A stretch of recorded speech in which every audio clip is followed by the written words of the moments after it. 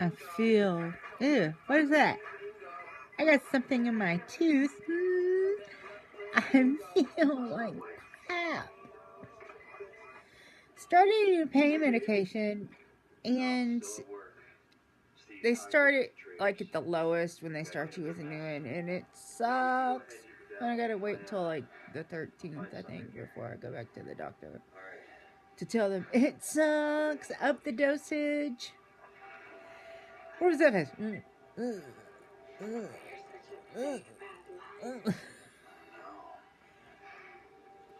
I'm just. I've been doing pain management for 10 years, and it's just so.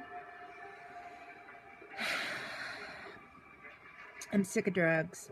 I'm sick of having narcotics and getting all the warnings of don't do this and don't do that, like I'm an idiot.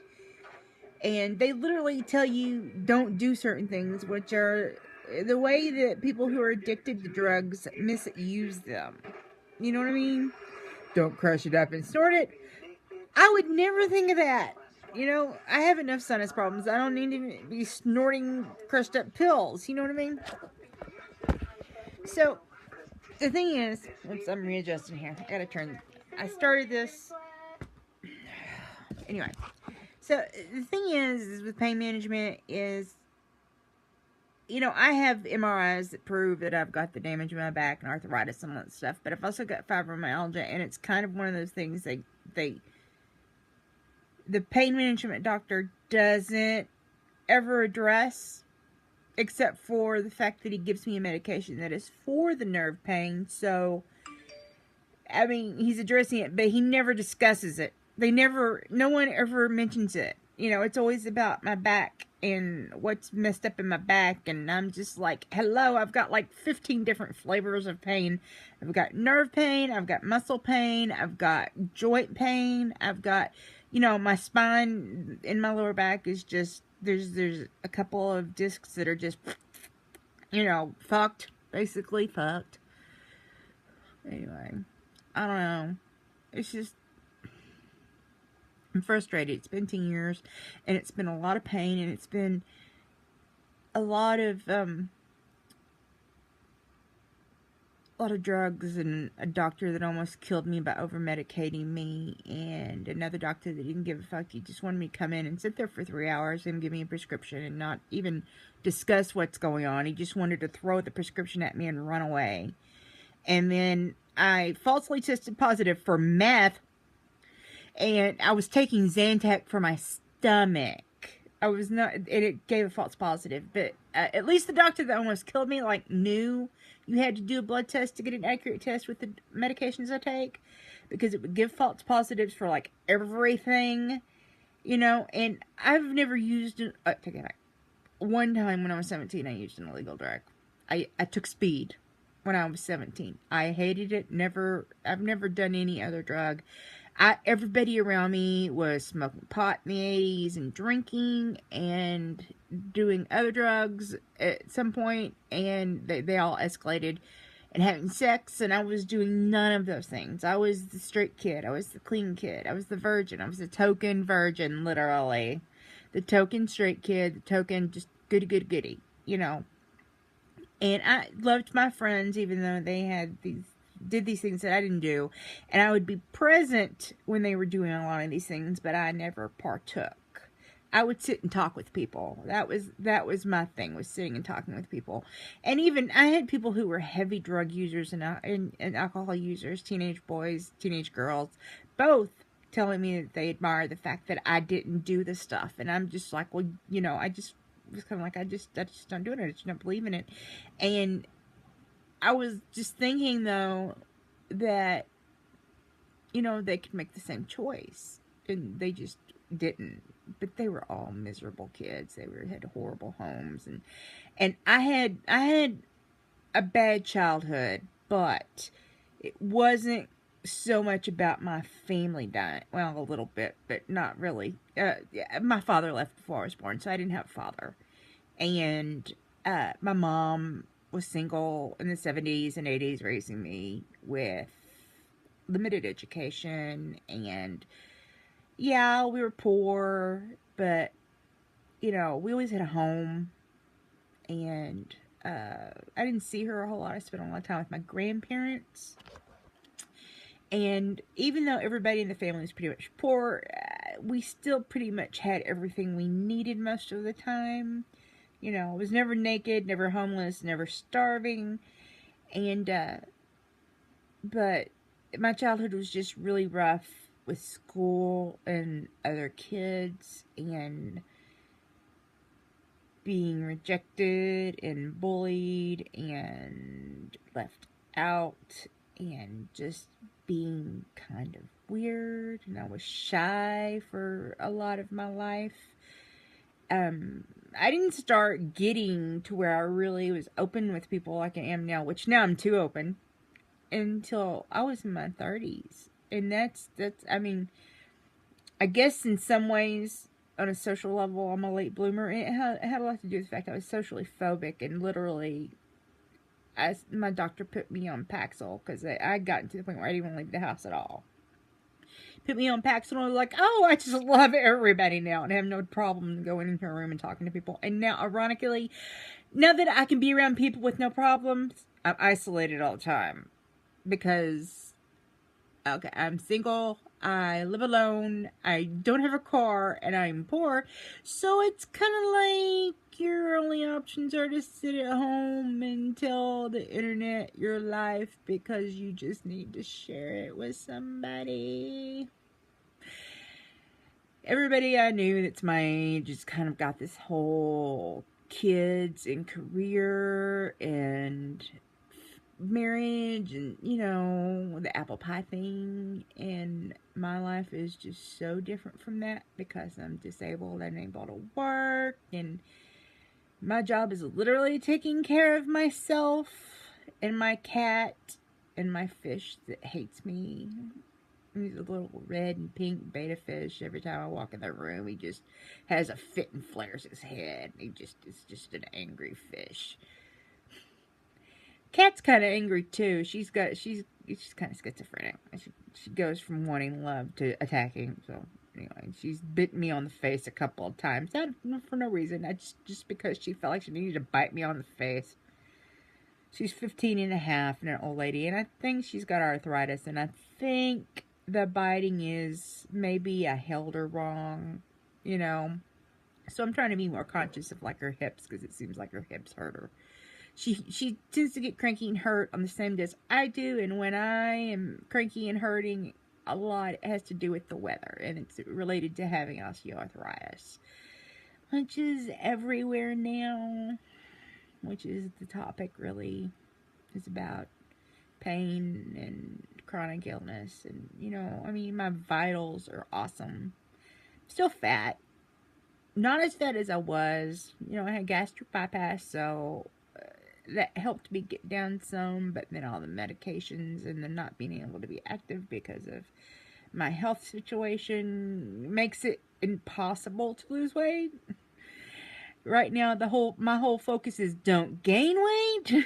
So I eat pretty decently, but if I crave something really badly, I found that if I don't have it, I will end up eating and eating and eating and eating and eating and eating and eating. And doing that is worse than if I had just gone and had a small bit of whatever it was that I was craving. So, yeah, I eat some forbidden foods, but I don't eat anything in massive amounts. I don't eat a lot of fast food. I just, you know, I try to do my best.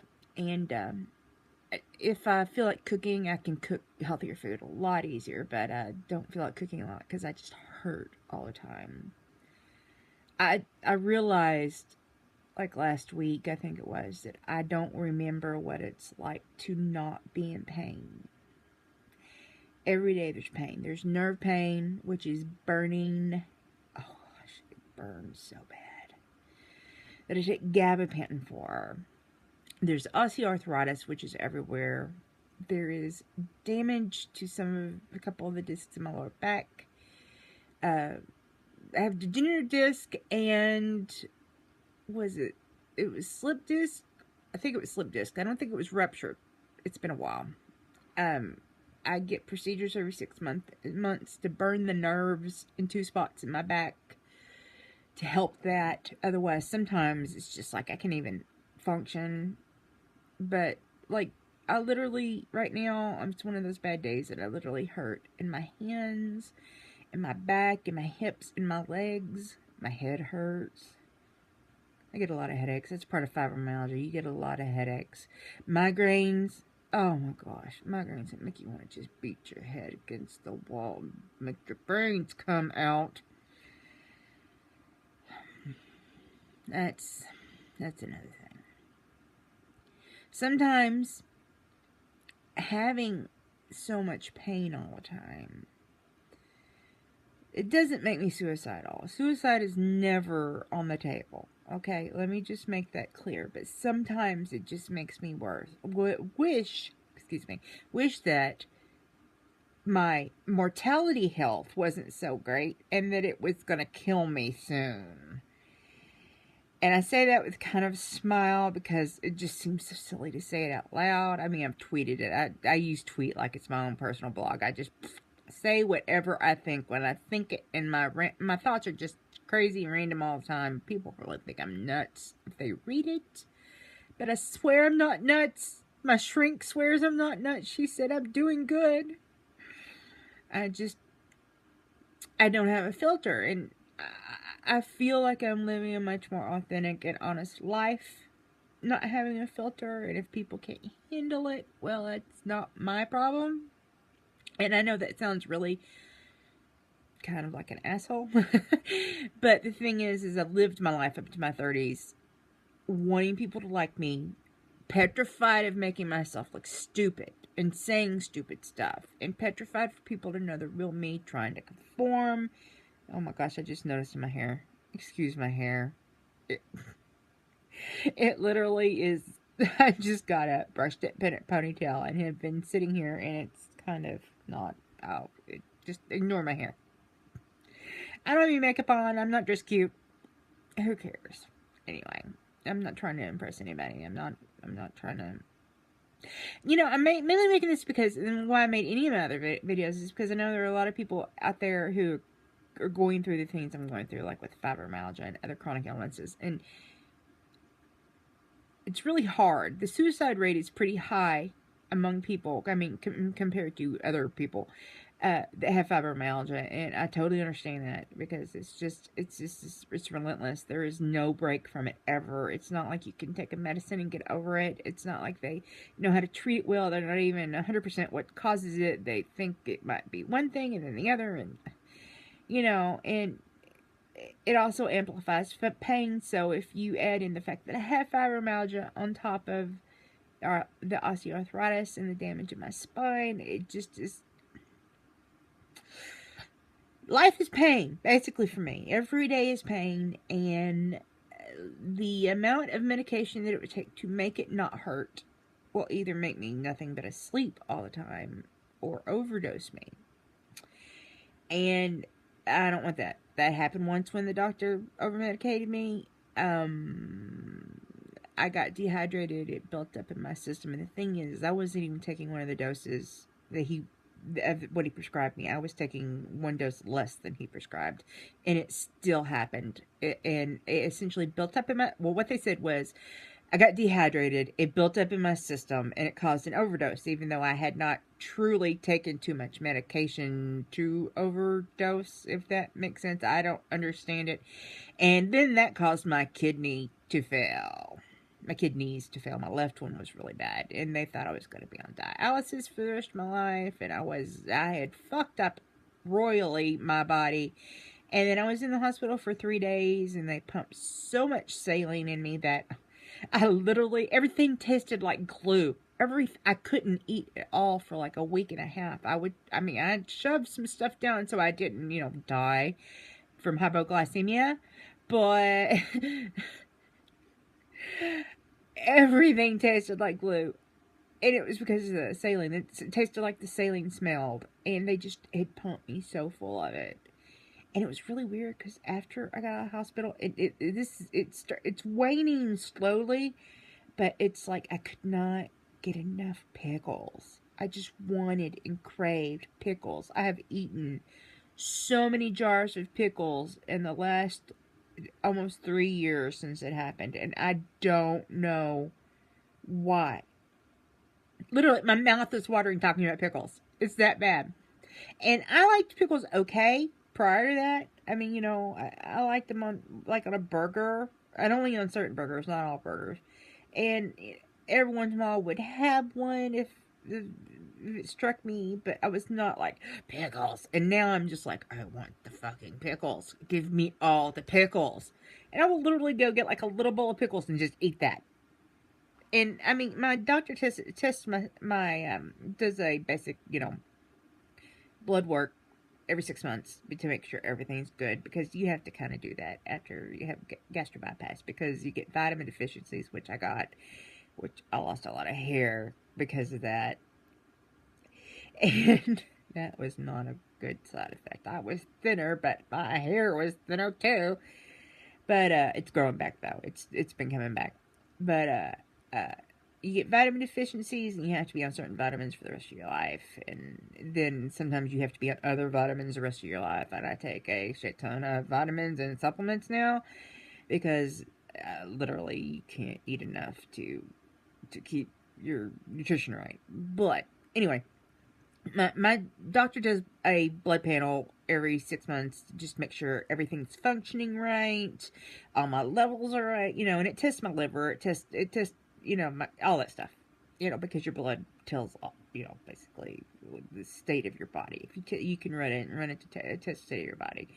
And so my kidneys, I was in there for 3 days with all the saline with the kidney failure, and them telling me you're going to be on dialysis for the rest of your life, and you almost died, and basically you fucked up, Heather, because they were taking me on board with what I was saying about what I took. But there's always, in the back of my mind, I always think every time I talk about it, that the people in the hospital too were like, yeah, right, you didn't take too much medication. Trust me, I didn't. He had me on oxycodone and morphine, and I did nothing but sleep all the time. I fell all the time. I couldn't even go do my own grocery shopping. Man, it was doing literally everything for me.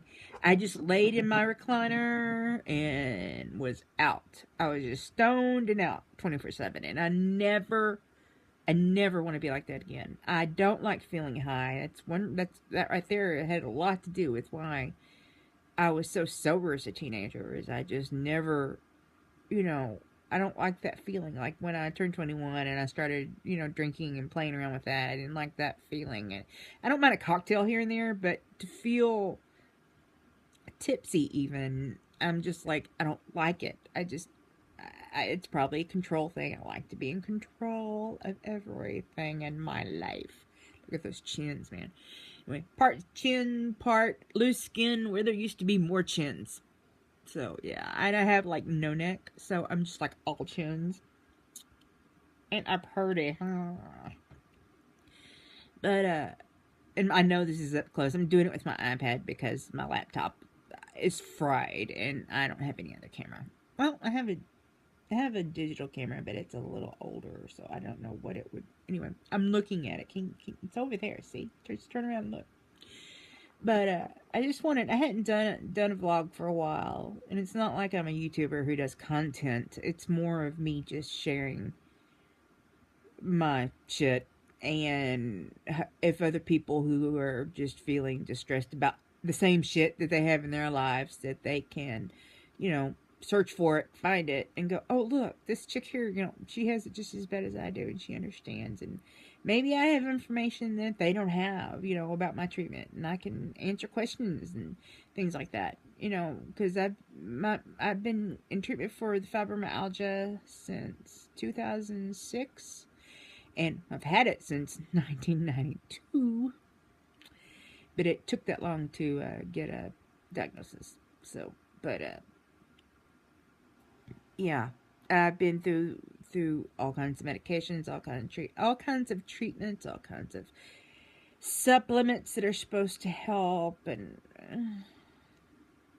it's just hard. It's a hard thing to live with, and progressively just gets worse. The pain gets worse with both the, and, with the arthritis spreading. So, I mean, my situation has a different spin on it than a lot of people with fibromyalgia, because sometimes they just have fibromyalgia, but I have two other painful conditions on top of that. So it's just an amusement park of pain. But my wonky eye is feeling especially wonky today. I think one's smaller than the other. I don't know.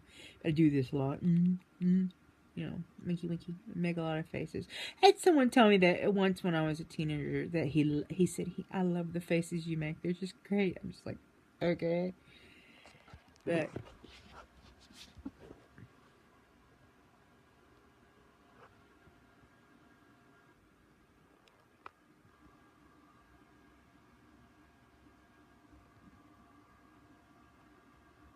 anyway, I digress. Is that the way? Is that even? I digress. That's all. Just kind of airing my shit. There's nothing important, nothing new. What they started me on last week was is a extended release form of hydrocodone. You take one every 24 hours, and it's supposed to release in your system. How that works when you have gastric bypass and your liver processes medications completely differently, I don't know. They started it on a low dose when really they should have started higher. Now people get high on hydrocodone. I know that. It's basically Vicodin. And years ago, the first time I ever had it, it made me just goofy. I would sit there and sing with the commercials and just be goofy and laughy. I was like a happy hippie, which is how I get when I drink too. Some people cry, some people have anger issues. I'm just like all peace and love and happiness. But I hydrocodone for me lowers the pain when the dose is high enough, and makes me hyper and energetic. I don't feel high at all. You know what I mean? There's no high, none. And this, and and it takes double the maximum dose of regular hydrocodone to really fix my pain, and I can't take that. They can't prescribe it that way. There are crooked people who would, but I stay completely above board on everything.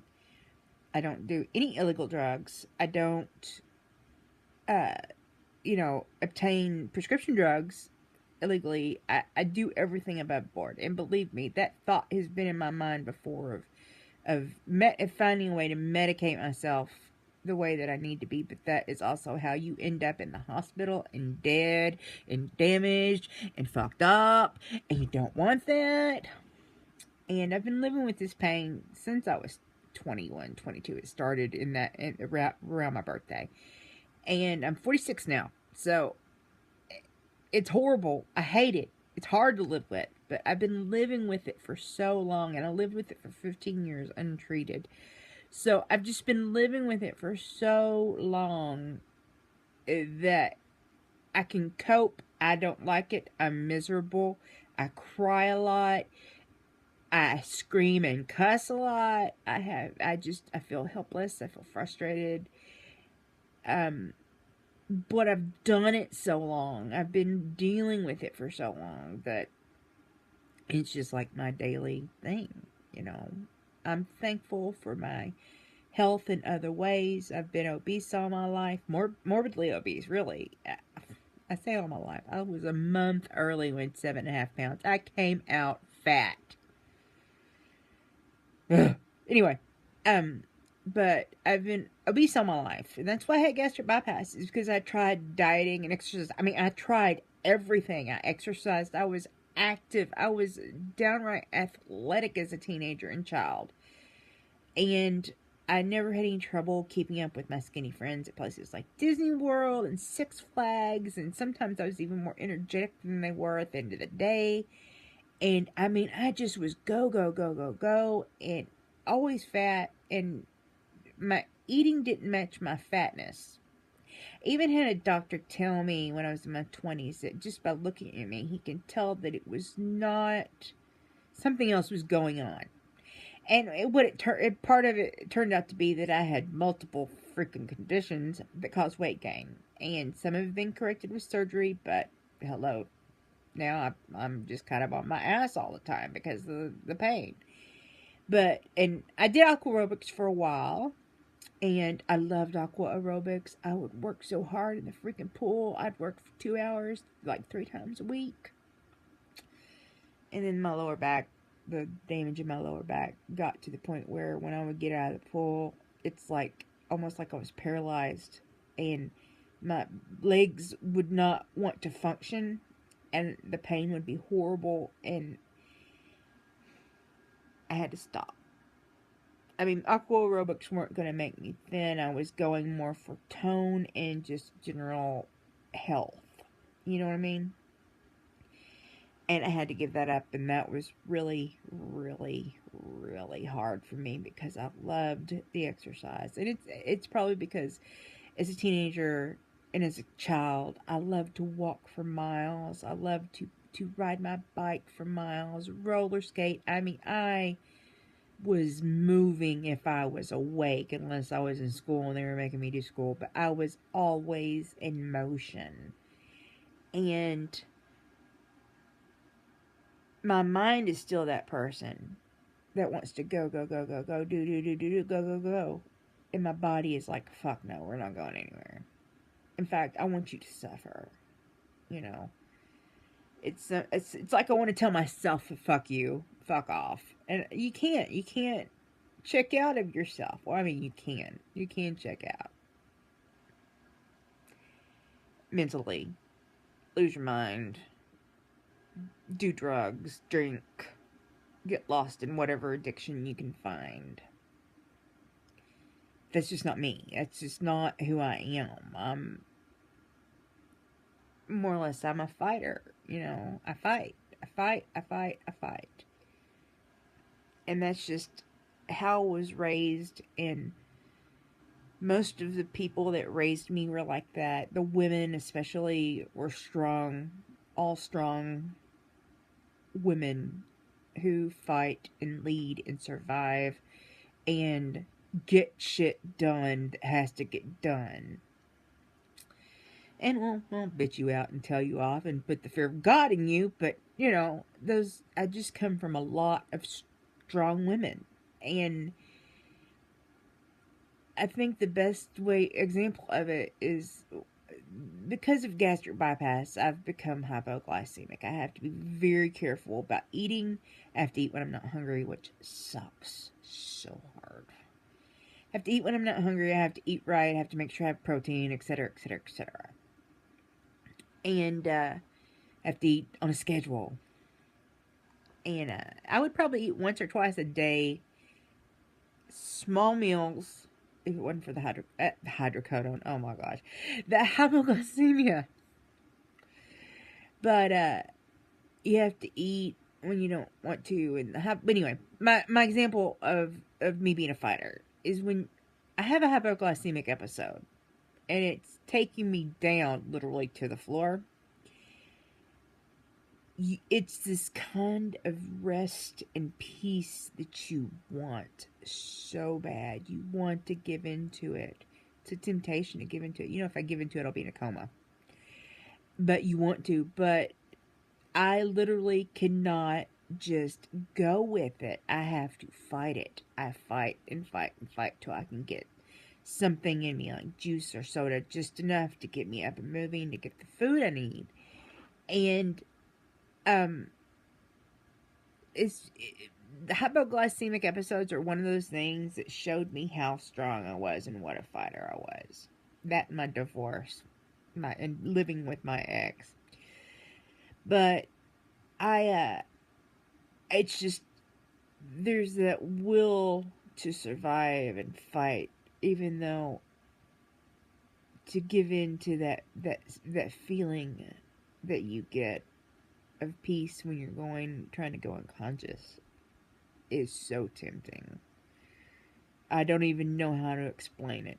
it's just so tempting to give into it. You just want to go with it. And my aunt, who is diabetic, told me, she has the lows and the highs. I just have lows. And that's one reason I got gastric bypass is people in my family get diabetes and high blood pressure and heart disease and lung problems and all that stuff. And I had gastric bypass and I lost some weight, but it stopped once I got put on all these medications and got sicker. So, well, fuck me. Anyway, but she told me I was telling her about that feeling of fighting and wanting so badly to go with it. And she's like, sometimes you just have to go with it. Go with it. Just pass out. You'll wake up. I'm like, no, fuck that. I don't want to play with that. It's like playing with death and or playing with damage, and I'm damaged enough. I don't need more shit damaging me. So, basically, there was no point to this other than talking about the shit that just is wearing on me right now. I've had some really bad depression since around November, and it's just been hard to function. The pain's been really bad this winter, and what's bad is I love fall and winter over summer because the pain is bad in the summer. It's just a different things feel worse at different parts of the year with different weather. I always know when I wake up if it's raining. I don't have to hear it. I don't have to see it. I feel it, and I feel when it's coming. And I kind of feel like that today, like we're gonna get some weather soon. I should be a weather person. Today, my joints are telling me that we're going to get rain around 11 o'clock. Yeah. But, I don't know. That's all. I just wanted to talk. Okay. I'm done. And if you're watching this, thanks. If my language offended you, well, okay. I cuss a lot. I'm sorry. It's just... I learned that from the strong women in my family, too. There's a lot of cussing in my family. You should hear my aunt when someone cuts her off in traffic. She calls them a dumbass and everything else. It's hysterical. She's 73 years old. It's just funny. And I learned the cussing from the women in my family. We cuss, we fight, we are strong, we'll tell you off. We survive our exes, and it's hard to kill us. That's just who we are. So, we're fat. Except for my aunt. She got skinny on me. That skinny bitch. She knows what she did. But she doesn't think she's skinny, though. But she used to be bigger. See, when I had gastric bypass, my goal wasn't like svelte and thin. I wanted to be voluptuous. But all I got was saggy skin and big lumps. Somehow I lost weight and my body looks even worse. How is that possible? My boobs literally point to the south. I got love handles because I took off the excess skin from my stomach, but didn't do the love handles they were supposed to. And it's all wrong. And I gained some weight back, but I've been doing really good. I mean, I had the gastric bypass 10 years ago. I'm doing pretty good at keeping from gaining more. So I did have some regain after all the medications and quitting the aqua aerobics and everything, but not a lot. I've done really good. And also, last time I weighed, I'd gone down 10 pounds, so I'm doing something right. And I'm still fat. Fat. It's a blanket. My feet are cold. I'm fat. I'm a fat chick. I got lumpy everywhere. I'm lumpy everywhere. I've got blue hair. I'm actually a redhead. I'm just weird. Okay, I'm done. I'm being really stupid. Okay, bye guys.